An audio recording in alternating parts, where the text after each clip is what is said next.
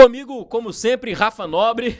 Lá ele, ficou engraçado isso aí. Ficou engraçado isso aí. Melhor não. Lá ele, né? Lá ele, né? Rafa Nobre sempre está aqui. Faz nada. Gente. Pior que eu já olhei pro Rafa, a cara já não era boa.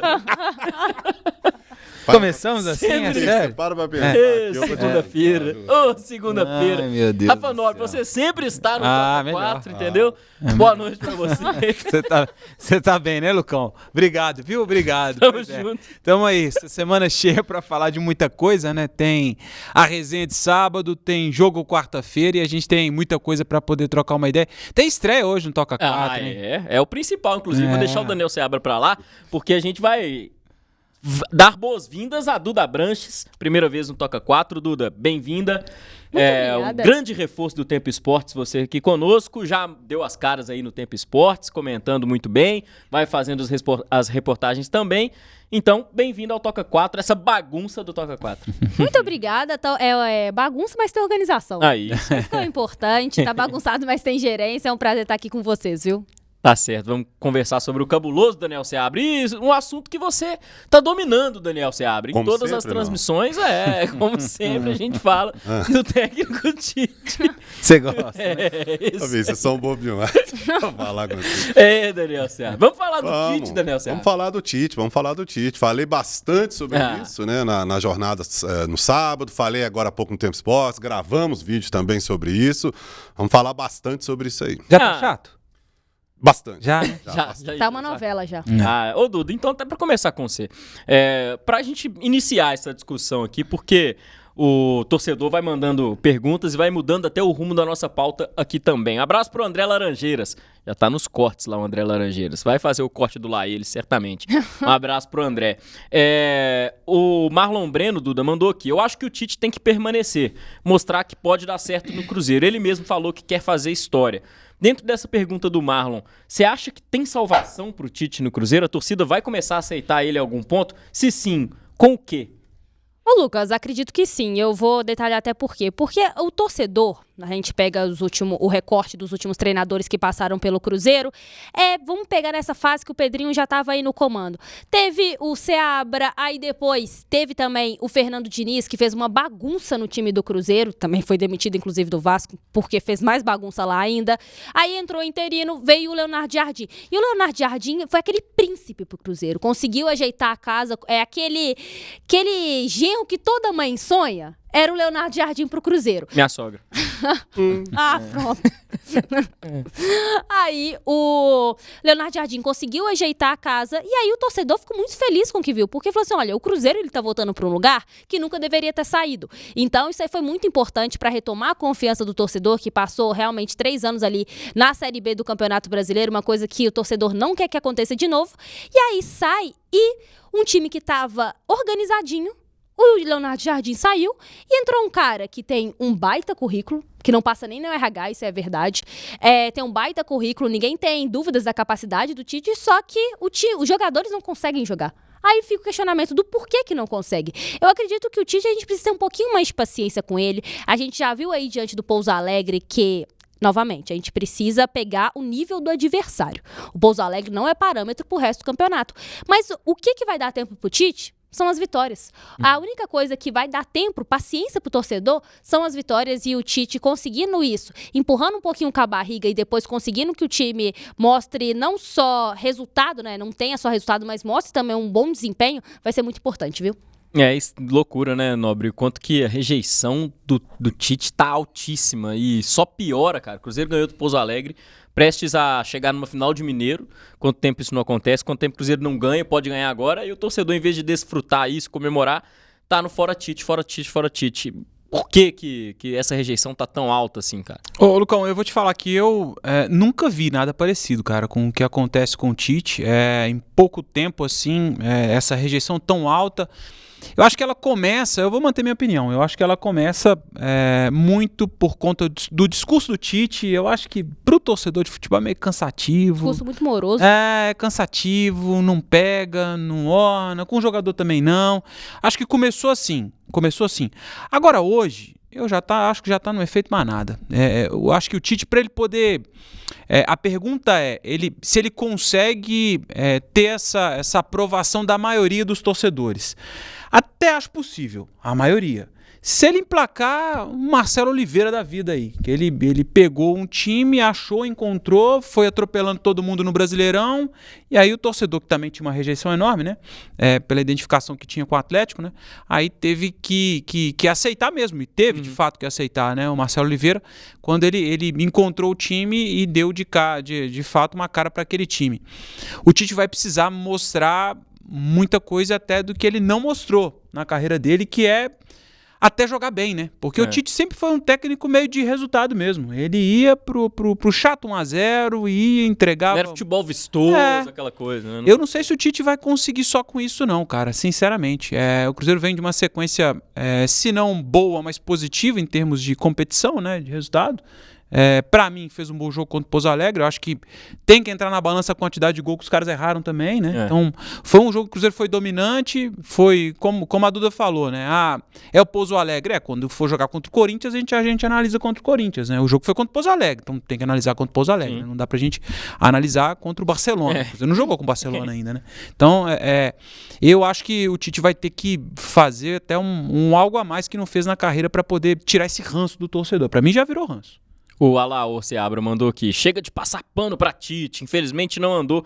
Começa pela seleção brasileira esse ranço. Nossa senhora. Assim, antes de mais nada, assim, sobre essa questão, por exemplo, do discurso, e chato, o discurso do Tite é muito chato. Também acho. Mas, por exemplo, ele sempre teve esse discurso, e ele não tinha essa rejeição monstruosa no Corinthians, no Flamengo, quando ele começou lá, até basta a torcida do Flamengo não gostava, o trabalho dele acabou não rendendo tanto e tal, mas não tinha essa rejeição toda, né? Então, por isso que eu não vejo tanto essa coisa do discurso, não.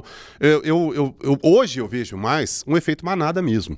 Porque assim, alguém... olha, o Tite é retranqueiro. É retranqueiro. Acabou, todo mundo começou. Por exemplo, eu falei isso numa jornada e falei isso no Tempo Esporte. No sábado de manhã, eu fui resolver um negócio da moto lá no centro da cidade, encontrei com um cruzeirense lá.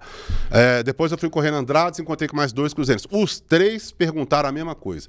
O Tite cai hoje, né? Pô, ninguém vai perguntar se o Cruzeiro vai ganhar, não? Não, o Cruzeiro joga hoje. Não, que Cruzeiro joga hoje? O Tite vai cair ou não vai? Basicamente, então assim, chegou num ponto, sinceramente, longe de mim ser sommelier de torcedor, cada um pensa o que quiser, é o que eu sempre falo, não sendo machista, homofóbico, racista e nem violento, o torcedor é soberano, vai pra arquibancada, manda o Tite suco de caju, fora Tite, só que eu acho que o torcedor tá começando a jogar contra. Sabe, assim, eu não vejo mais uma salvação pra isso, porque se o Tite for campeão mineiro, vai ter gente que vai mandar, campeão mineiro, beleza, fora Tite. Então, o torcedor do Cruzeiro está se cumprimentando na rua assim, fora Tite. Não tem bom dia, não tem futebol, ninguém analisa mais jogo, ninguém analisa mais se perdeu o gol, se o Vidalba fez uma cagada monstruosa lá no jogo, ninguém analisa isso mais não. Agora é fora Tite. Sim. Só, é simplista. Virou e aí, foco. Virou foco. Eu acho bobo, sabe? Sinceramente, eu acho um negócio bobo. Boa porque definição. não é nem fora Tite, nem como tá na tarja, nem fora Tite, nem fica Tite. É o Cruzeiro, pô. Sabe? Sim. Tem 5 estrelas lá, é o Cruzeiro Esporte Clube, que terminou a primeira fase do Campeonato Mineiro com a melhor campanha, que saiu na frente do Pouso Alegre. Mas é o fortíssimo Pouso Alegre. Queria o quê? Que perdesse? Nós estamos analisando o jogo contra o Pouso Alegre. O Cruzeiro jogou contra o Pouso Alegre, ganhou, saiu na frente. Ponto. Provavelmente vai se classificar para a final, porque aí é outra história. Agora o cara vai passar o ano inteiro com a faca no pescoço. Porque vai chegar quarta-feira contra o Corinthians. Ei, Tite, 1-0 pro Cruzeiro. Ei, Tite, suco de caju. Aí 2-0 pro Cruzeiro. Ei, Tite. Então assim, o que o torcedor quer? É um negócio complicado, assim, sabe? Virou um efeito manada. Ninguém tá avaliando mais nada. Agora é fora Tite, acabou. É só esse lema, né? Como é que a gente chama essa mantra? Mantra. Essa palavra que eu queria. Virou um mantra do torcedor do Cruzeiro. Eu até queria saber do torcedor que tá com a gente no chat também. O que o Tite pode fazer pra mudar isso? Você que, muitos fora Tite aqui, se ganha o Mineiro, você vai mudar o discurso? O que aconteceria pra você defender ou pelo menos aceitar o Tite? Manda aqui nos O cara comentários. vai falar que o Mineiro é ruralito, que não vale nada. Pois é. O Wilson, por exemplo, tá falando que é fora Tite, mas o Marlon já fala, eu amo meu Cruzeiro, nós vamos ser campeões no Mineiro. O Wilson fala que não vai chegar a lugar nenhum com o Tite. E o Roberto Garro mandou por aqui. Não tem viúva de jardim. A questão foi trazer um cara ultrapassado que veio sem o aval da torcida, com os mesmos erros do passado sendo cometidos. Eu tenho, às vezes, dúvida de entender esses mesmos erros do passado, assim. E quem que viria? Tem isso também, né? É o questionamento, quem viria. Assim, gente, igual a gente tava falando agora lá no Tempo Esportes. Desculpa, mas o Tite não tava dentro de campo ontem. Anteontem, na verdade, né? O Tite não tava dentro de campo. O Cruzeiro não perdeu aquela quantidade aquele caminhão de gols por conta do Tite. Ele conseguiu fazer com que a bola chegasse, gente. Ele não tá, pelo contrário, ele foi correr esses dias pra abraçar o Wanderson, se eu não me engano, não tava conseguindo nem correr, gente. Então, o que você tá querendo? Assim, infelizmente, ou felizmente ou infelizmente, o Tite não tá dentro de campo. Tem coisas que cabem aos jogadores renderem um pouco mais, porque não tá rendendo, que nem era com o Jardim. O que tá acontecendo internamente? A gente fica também nesse dilema, né, Lucas? Sim, e um argumento que estão usando muito, o Nobre também, que todas as lives e tudo mais que a gente pode debater. O Carlos Pascoal mandou aqui. Mais de 10 jogos e nenhuma evolução. Diniz tá aí como exemplo. Por favor, gente, não deu certo e ponto. Você acha que não tem nenhuma evolução? Tem alguma evolução do trabalho do Tite? Acho que tem alguma evolução, não suficiente para poder saltar os olhos, né? E ainda tem muita coisa a evoluir. Aí a gente pode discutir vários pontos aqui, né? Do que ele pensou para o início da temporada, de tentar manter a ideia de jogo do Jardim. E aí, é claro que contaria uma série de fatores, e para mim o principal deles era a parte física, né? Mas eu acho que tem uma evolução, sim. Eu entendo que tem uma evolução. E a gente vê principalmente para esse jogo contra o Pouso Alegre. Eu acho que teve uma evolução defensiva, ofensiva do Cruzeiro, de posse, de domínio de jogo. Deu para ver o Cruzeiro dominante no jogo, né? Uma coisa que a gente não via. Aquele jogo contra o Coritiba, por exemplo, de um primeiro tempo que o Cruzeiro foi bem contra o Coritiba, mas até na transmissão eu falei, eu não consigo ver o Cruzeiro dominante contra o Coritiba. Perdeu chances, teve chance de um primeiro tempo construir um placar até elástico pelo que criou, mas estava sofrendo defensivamente. O Coritiba chegou 1, 2 vezes ali com perigo e tal. Eu estava sentindo um time um pouco desequilibrado. Eu já sinto o time mais equilibrado nesse momento, assim. Se não psicologicamente também isso pode influenciar, e a gente viu pela partida do William, né? Como o William foi bem, e a gente sabe como pesa também a parte psicológica para o William. O ano passado foi prova disso. É um cara que acho que ninguém questiona o que o William pode jogar, o que o William, a capacidade que ele tem, né? Então é muito mais de uma parte psicológica. E aí tem uma série de outros fatores também que a gente precisa colocar na balança. A gente tá falando de futebol, né? Não tá falando de uma ciência exata que é isso, é aquilo. Eu vejo uma evolução, sim. Eu vejo uma evolução para esse jogo contra o Pouso Alegre, já vi. Vi também no jogo contra o RT. Vi também. Você tá falando de jogos? Vi sim. Os jogos que a gente tem.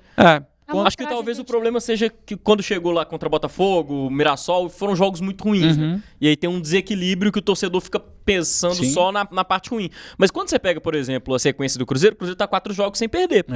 São 4 jogos com 3 vitórias e um empate. E aí vai falar que não teve evolução de um time que começou perdendo a temporada, que não conseguia fazer 2 jogos bons e agora tem 4 jogos sem perder. Isso é uma evolução clara. Você pode discutir o adversário, né? Perfeito. O adversário, tecnicamente, é o que o Cruzeiro vai encontrar no Brasileirão? Não é. Mas aí você pode discutir também o adversário de todo mundo. Que se pegar o Corinthians, por exemplo, tem 4 vitórias seguidas, mas aí você olha os adversários do Corinthians. Eu vi o jogo ontem. O Corinthians não dominou o Português, Pois não. é. Pelo contrário. Pelo contrário. A Portuguesa dominou e não passou no tempo normal porque não teve competência no jogo, mas foi pros pênaltis, né? Perdeu pênalti, inclusive. Ontem, por exemplo, sábado, mesmo que o Cruzeiro não tivesse vencido o jogo, dá pra ver evolução no time do Cruzeiro. Sem dúvida dá pra ver. O que o Cruzeiro criou no primeiro tempo foi um volume muito grande de chances. O Cruzeiro teve chances e mais chances e mais chances. Se sai ontem, sábado, 0-0, por exemplo, você fala, o placar foi uma porcaria, foi ruim, beleza. Mas o Cruzeiro jogou bem, principalmente o primeiro tempo. O Cruzeiro criou. Teve os 2 gols no segundo tempo, ok, beleza, fez parte, ganhou. Isso podia ter sido mais tranquilo se o Vidalba não faz o pênalti infantil que fez. Mas o Cruzeiro criou para isso. Então a evolução teve. Não tem dúvida que a evolução teve. Um ranço que tá muito forte do Tite, eu acho, é que o torcedor tá buscando cada hora uma justificativa diferente e que às vezes não faz sentido. Por exemplo, o Sorriso mandou aqui e para trazer na discussão, né? Ele falou assim, o rival foi lá e trouxe um baita treinador em ascensão, jovem e vibrante.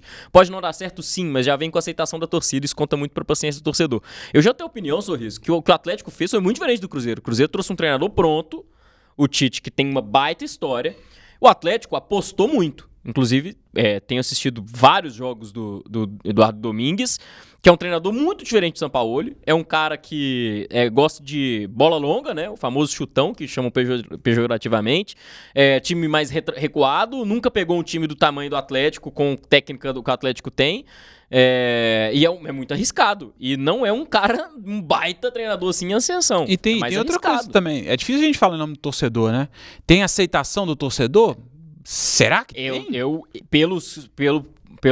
Pelos comentários de live e pelas conversas todas que temos, não é a aceitação. Não Já vi muita gente questionando. Tem uma coisa em Minas também que eu sempre falo, né? Questão do hablou, né? Trouxe o cara lá, o cara é o melhor técnico da Argentina, ele vem hablando. Aí vamos ter paciência com ele. Vamos combinar que o campeonato argentino, né, gente? Pelo amor de Deus. O campeonato argentino, o Estudiantes no Brasileirão ia brigar ali no meio da tabela. Não tô detonando o cara não, tá?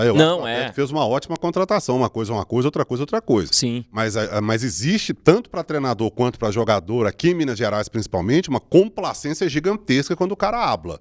É um zagueiro, a raça uruguaia, o cara tá jogando nada, tá perdendo 500 lances ali. O Gamarra, por exemplo. O Gamarra, por exemplo, o né? Peralta. Cruzeiro, vários exemplos aí. Todo mundo, tem que pôr o cara pra jogar, porque é raça paraguaia. Aí o menino sobe da base, ele tem que matar um leão por jogo, porque aí não Até hoje eu vejo alguém elogiando o Vitorino, você acredita? Vitorino. O Vitorino teve seus momentos. Se o Vitorino fosse Mas dizer que o Vitorino tá na história... Nascesse em São Paulo, eu duvido que o Vitorino ia ter essa moral. Se ele fosse o Vitorino... Ele cobrava até falta, nunca vi. O João Vitorinho, que veio lá do interior de São Paulo, da Bahia, sei lá e tal. Ia cobrar falta? Ele cobrava falta. Deve ter feito um gol na vida.